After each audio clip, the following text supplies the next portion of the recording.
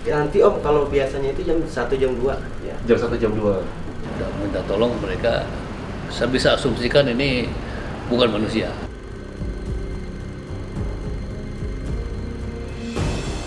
Lagi video call gini sama istri, Tiba-tiba tapi di sini ada, di belakang nggak ada. Nah,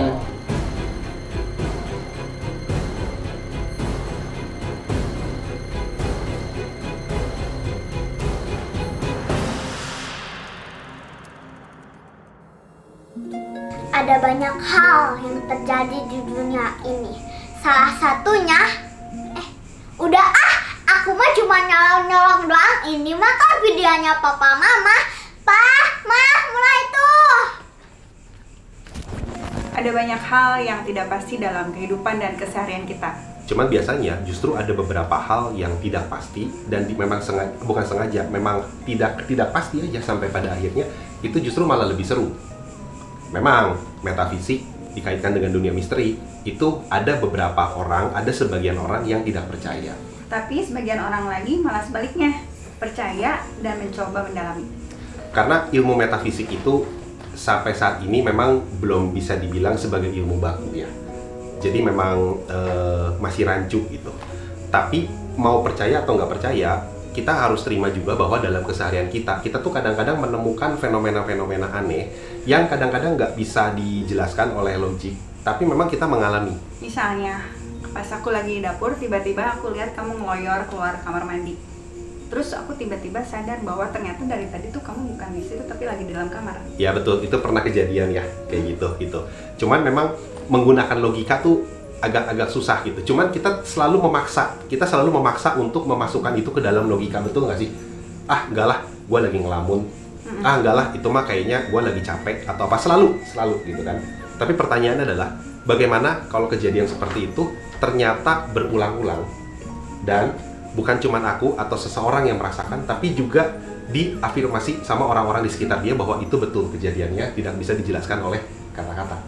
Seperti yang kemarin aku coba lihat langsung.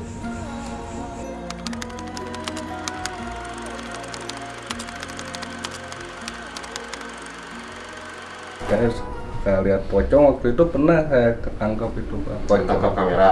lagi video call gini sama istri, Tiba-tiba tapi di sini ada, di belakang nggak ada. Nah, Ya, nanti Om, kalau biasanya itu jam 1 jam 2 ya. jam 1 jam 2. Ini kok aneh nih gitu, nggak beres-beres. Udah minta tolong mereka, saya bisa asumsikan ini bukan manusia. Ada fenomena apa di sana? Jadi setelah ketemu sama Om Mantra, akhirnya jadi ketemunya tuh di salah satu gedung apartemen di kota Bandung, ya, di salah satu ruangan di lantai atas lah gitu. Itu tuh katanya ada gangguan. Jadi kita coba konfirmasi dulu pada saat ketemu dengan Om Mantra, ternyata memang sudah ada warga penghuni di sana yang berkumpul dan kita cerita dulu, kita ngobrol dulu di sana gitu. Jadi ceritanya adalah gini, ruangan tersebut itu kosong, kamar tersebut tuh kosong. Nggak ada yang tinggal di Nggak sana. ada yang tinggal di sana, itu tidak dihuni, tapi mungkin sedang dalam proses mencoba dikontrakan atau gimana ya gitu. Jadi itu satu unit 2 kamar, itu kosong, tapi setiap jam-jam tertentu dan itu rutin setiap hari itu mengeluarkan bunyi-bunyian seperti sedang berjalan. ada orang. Jadi di sini 12, kadang ada 13, 14, dan dari 15 pengalamannya sama. Saya selalu cek. Kamu mengalami mendengarkan misalnya suara meja, ada kelereng atau ada selop yang jalan ya. Meja digeser, kadang-kadang ngegeduk-geduk, itu sama semua. Saya kebetulan mengelola kamar ini dan sebelah pada saat tamu check out dia menginformasikan ke saya kalau kunci sudah nempel di sini. Pas masuk ke sini kunci nggak tertempel di sini. Otomatis saya telepon ke tamunya. Pas lagi cari-cari di sini kemana dibukain semua ini dan ini posisinya nggak ada perubahan. Tiba-tiba di dalam ada suara jet shower mengeluarkan guduk sampai keluar air. Saya cari-cari kunci, aduh, saya bilang gini, jangan main-main dong, saya cuma ngambil kunci aja. nggak lama kunci dari sini, nggak tahu dari mana saya nyari-nyari di sini, langsung kegeletak sini kunci itu, berat. Bahkan si tetangga-tetangga ini kiri kanan atas bawah ini sempat saling menuduh gitu. Jadi misalnya ini katakanlah lantai 4 gitu misalnya ya. Nah lantai 3 kan kedengar dan di atasnya lantai 5 kedengar tuh, ya kan? Gitu. Nah jadi otomatis yang lantai bawah ini nuduh ke atas. Yang atas juga sama. Jadi pokoknya saling menuduh sampai akhirnya ternyata saat mereka ngomong kan terus ngetok kamarnya, tolong dong jaga ketenangan, ini kan apartemen. Nah ternyata orang yang ditegur itu juga ngomong, oh sorry katanya, Bapak juga mendengar ini ya. Nah itulah awalnya. Dan ini terjadinya sebenarnya sudah bertahun-tahun. Tapi makin kelamaan itu hawa yang diterimakan sama orang-orang di sana tuh kayaknya rasanya makin gak enak, sehingga akhirnya mereka nggak tahan dan akhirnya mereka minta tolong ke Om Mantra. Ya. Kalau suara ini dari 17 kan kesini dulu suara teh. Ya. Dari 16 berarti ke 15. Betul. Ya. Suaranya yang paling kencang dari 15, tapi tembus ke bawah juga. Ke 12.33 gitu. Ini kan aneh gitu kan. Emang suara bunyi-bunyian itunya tuh ya sampai mengganggu, maksudnya kenceng atau ada sesuatu hal yang tidak biasa kan, kayak kalau cuman ngeflash jalan ya biasa aja kan sebenarnya. Betul. Terus kenapa bisa sampai akhirnya dipermasalahkan? Emang ada sesuatu yang berbeda gitu pada saat itu apa gimana? Nah itu, jadi waktu dulu memang seorang dokter ya yang kita kenal kan pernah mengatakan sesuatu hal yang sangat menarik ke kita, ya nggak sih? Kalau ada satu hal yang tidak biasa yang kita rasakan atau kita dengar, tapi itu terjadi berulang-ulang dan dianggapnya tidak normal, kita akan merasakan. Betul nggak? Jadi kalau mendengar cerita dari pengakuan teman-teman di situ, itu memang seperti hal yang biasa sampai pada akhirnya kita sendiri yang merasakan. Itu memang sedikit berbeda. Gitu kan. Nah jadi ceritanya, singkat cerita, kita sudah ada di dalam lantai tersebut dan kita mau masuk ke dalam unitnya. Dan pada saat mau masuk ke dalam unitnya, Om Mantra itu dari luar sempat mencoba untuk menerawang dulu gitu. Dan memang pada saat di situ dia sudah langsung ngomong. Gimana Om? Ada. Oh ada. Rada jahil ya. Mau di apa? Mau dibuka nggak? Buka aja.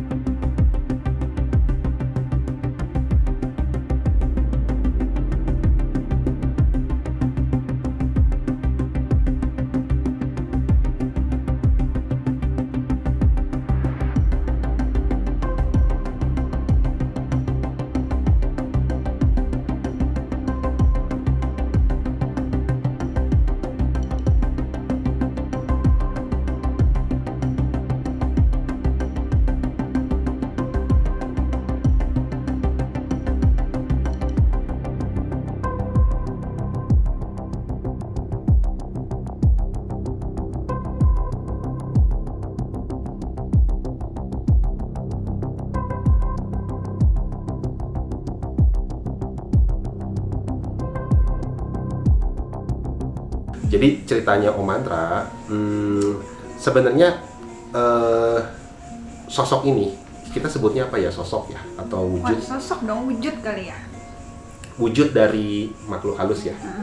Ini tuh perempuan dan masih muda ternyata katanya. Tapi bukan yang tinggal di situ tadinya gitu. Orang maksudnya meninggal Bukan atau sih, tinggal di bukan, situ.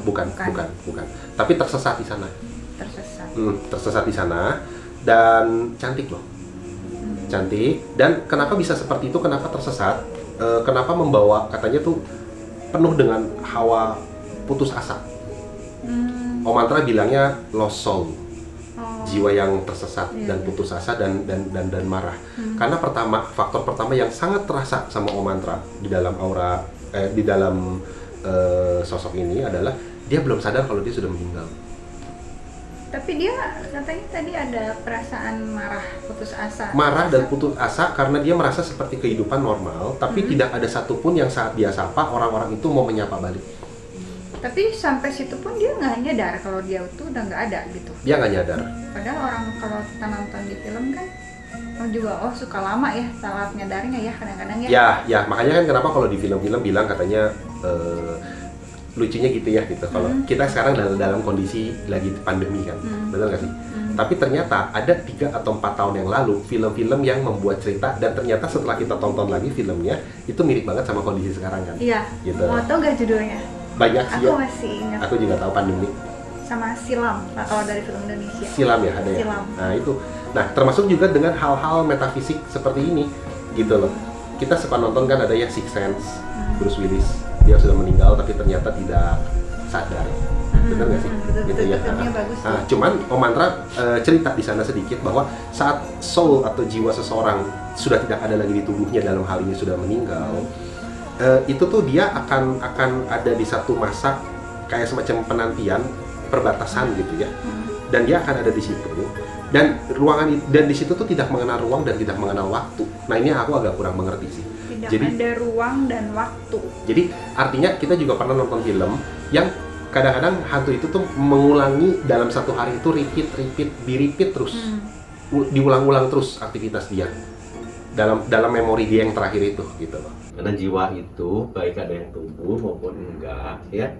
Ketika kita mati, jiwa kita itu sadar 100% ya. Gitu. Kita nggak ada tubuh. Sama seperti orang mimpi, ketika kita mimpi, kita kan sadar kan? Padahal tubuh kita lagi berbaring kan, tapi kita tuh sadar 100% kalau kita itu kayak ada tubuh kan Iya. dalam mimpi itu ya. Ya. Nah, kita nggak ingat kalau tubuh kita terbaring di tempat tidur. Kita nggak ingat ketika kita bermimpi. Nah, itu seperti itu kejadiannya. Jadi memang Om Mantra bilang bahwa sosok itu tuh tadinya kehidupan sehariannya tidak ada di dalam kompleks atau bangunan Apartemen itu. Betul. Mungkin dia tersesat dan jadi tersesat itu karena gini, Om Mantra sempat ada bilang satu hal. Jadi di dalam ruangan itu tuh ada portal. Portal. Jadi portal itu tuh dia diibaratkan seperti film Kayak pintu ya. film Avenger, pernah nonton nggak ya? Saat kebuka gitu, terus dia dari dimensi lain masuk ke sana terus tutup lagi gitu ya. Nah itu tuh terbuka katanya. Saat di situ tuh lagi ada satu portal yang terbuka. Yang namanya portal bisa dimanapun. Tapi kenapa bisa membuka di sana? Yang mengundang itu sampai terbuka itu biasanya katanya kalau memang ada di dekat-dekat sana atau di titik situ atau arealnya ya gitu. Itu orang-orang yang punya kemampuan dan dia membuka portal itu tanpa sengaja ataupun disengaja, tapi tidak bisa atau tidak punya kemampuan untuk menutup lagi. Itu biasanya terjadi kalau misalnya orang itu mengundang sesuatu untuk dimintakan bantuannya. Pesugihan. Ya semacam itu, betul. Atau misalnya dia minta kayak semacam sesuatu yang membuat dia atau orang lain, dia adalah medianya gitu ya, menjadi cantik, atau pengen bikin betul, atau pengen bikin atau aku pengen si Om itu jadi punya aku kayak gitu itu semakin banyak, itu tuh akan semakin membuka, bahkan setelah ditutup pun itu bisa kebuka lagi. Suatu saat tetap kebuka lagi kalau Bisa. aktivitasnya dilakukan lagi. Betul. Cuman aku tidak terlalu detail menanyakan atau Om Mantra menjelaskan ke arah sana waktu itu ya gitu. Jadi Wujudnya seperti apa? wujud yang mana? Hantunya gitu Oh, dijelasin. iya. Om Mantra sih, Kan cantik, iya. Om Mantra sih bilangnya bukan hantu ya, anggaplah hantu ya gitu. Itu cantik, masih muda, rambutnya panjang hitam. Dia tuh orang Indonesia, ya. Dan dia tuh menggunakan baju biru gitu kayak baju kantor. Jadi namanya itu ada huruf M-nya. Bisa di awal, bisa di tengah, bisa di akhir ya. Dan pada saat aku coba cerita lagi, Om Mantra tidak terlalu mau untuk menceritakan lebih detail karena sebenarnya kan tujuan kita ada di sana bukan pengen mengetahui itu tuh siapa, dia, tapi lebih ke mengembalikan ke tempatnya. mencoba membuka komunikasi untuk memberitahukan bahwa dia tuh ada di tempat dan waktu yang salah sehingga tanpa sadar mengganggu. Oh ya, meninggalnya kenapa? Om Mantra sih tidak menceritakan secara spesifik meskipun saat itu Om Mantra tuh tahu persis ya karena dia kan mencoba menerawang dan bahkan dia bisa merasakan sebenarnya gitu. Cuman dia menceritakan bahwa ini kecelakaan dan mendadak gitu. aku nggak tahu saat itu apakah aku mendengar dari Om Mantra tanpa sadar atau aku mungkin merasakan. Cuman aku sedikit nangkep ini ketabrak. Oh, Gitu. kamu ngerasain kayak gitu. Ini ketabrak gitu. Terus apa yang dilakuin Om Mantra Oh, pas di sana? di situ ya. Oke. Jadi Om Mantra itu merepair portalnya.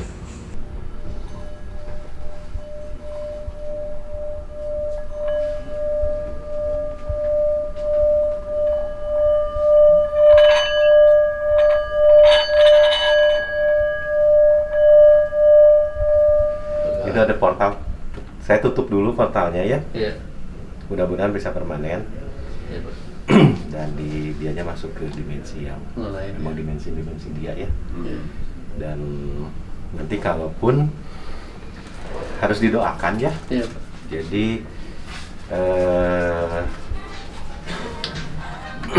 yang di sini kalau mau lagi sholat atau apa mendoakan kirim Iya, Pak.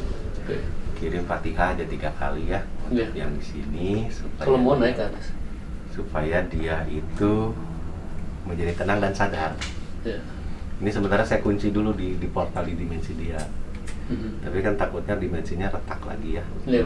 Ada emosi, Iya. ada kemarahan yang sangat besar, mungkin karena dia nggak terima.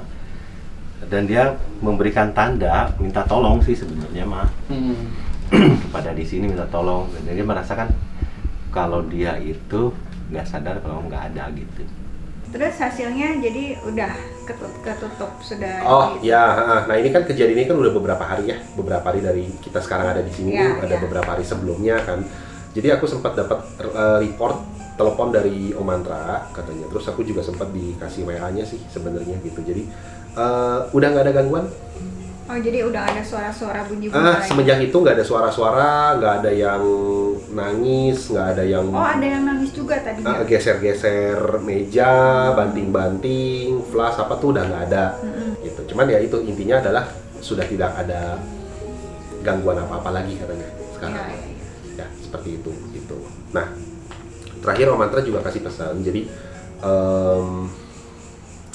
memang kalau sudah mendapatkan gangguan, kita kan suka berpikir sebagai manusia itu suka berpikirnya subjektif ya. Iya nggak sih? Jadi kayak mobil ngebut gitu ya. Iya.